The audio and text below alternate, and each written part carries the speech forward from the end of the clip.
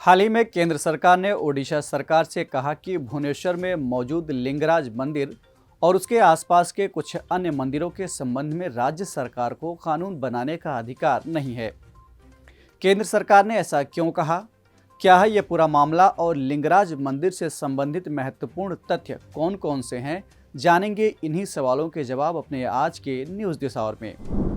अभिवादन और स्वागत है आप सभी का हमारे इस खास कार्यक्रम में। मेरा नाम है केसरी पांडे और आप देख रहे हैं धिय टीवी। ओडिशा के भुवनेश्वर में एक मंदिर मौजूद है जिसका नाम है लिंगराज मंदिर। ये मूलतः भगवान शिव को समर्पित है और ओडिशा के सबसे पुराने और भुवनेश्वर के सबसे बड़े मंदिरों में से एक है। इसका निर्माण 11वीं सदी में सोमवंश के शासक ययाति केसरी द्वारा करवाया गया था। बाद में इसमें गंग वंश के शासकों ने भी काफ़ी योगदान दिया। मंदिर के देवल यानी शिखर की ऊंचाई 180 फीट बताई जाती है और ये भुवनेश्वर में मंदिर स्थापत्य कला का एक बेहतरीन उदाहरण है। बता दें कि स्थापत्य कला की कलिंग शैली की शुरुआत भुवनेश्वर से ही हुई थी। इसमें मंदिर को आमतौर पर 4 मुख्य सभा मंडपों में बांटा जाता है: गर्भगृह, यज्ञ मंडप, नाट्य मंडप और भोग मंडप। मंदिर की एक और खास बात यह है कि ये शैव और वैष्णव संप्रदायों के समन्वय का प्रतीक माना जाता है, क्योंकि मंदिर में स्थापित भगवान को हरिहर के रूप में जाना जाता है। साल 2019 में ओडिशा सरकार ने एक फैसला लिया कि इस मंदिर को इसके 350 साल पुराने संरचना की जैसे ही फिर से सजाया जाएगा, यानी पुनर्निर्माण का काम किया जाएगा। इसके लिए ओडिशा सरकार ने भुवनेश्वर में मंदिर और उसके परिधीय क्षेत्र के लिए एक लंबी चौड़ी विकास योजना की घोषणा की।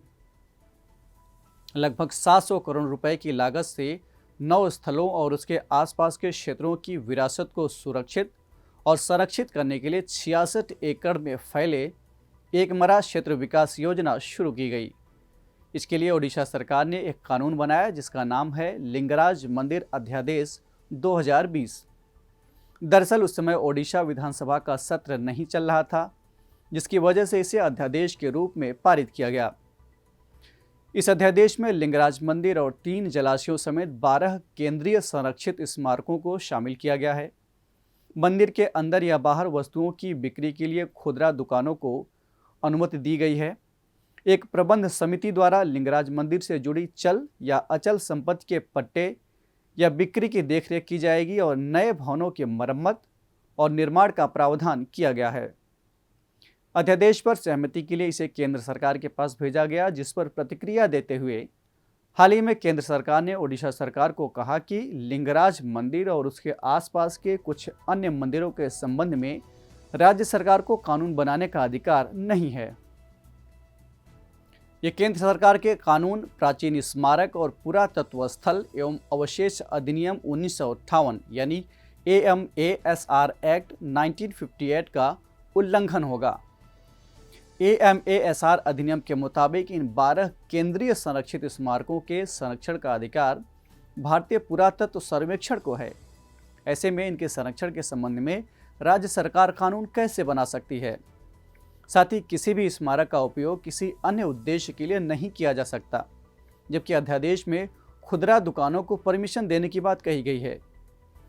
इसके अलावा AMASR अधिनियम एक संरक्षित स्मारक के 100 मीटर के भीतर नए निर्माण की अनुमति नहीं देता है, यानी इस क्षेत्र में कोई भी निर्माण कार्य नहीं हो सकता है। इसी तरह से 200 मीटर की परिधि में काम करने के लिए पुरातत्वविद से अनुमति लेना होगा। इस तरह से केंद्र सरकार का कहना है कि अध्यादेश में कई ऐसे प्रावधान हैं जो AMASR एक्ट 1958 का उल्लंघन कर रहे हैं। कुछ विशेषज्ञ इसे राजनीतिक मामला भी बता रहे हैं, ये एक अलग मसला है। इस एपिसोड में इतना ही और अब बारी है आज के सवाल की। आपको कमेंट करके बताना है कि भारतीय पुरातत्व सर्वेक्षण का क्या काम होता है। हम फिर मिलेंगे एक नए कार्यक्रम के साथ। तब तक के लिए पढ़ते रहिए और बढ़ते रहिए। नमस्कार।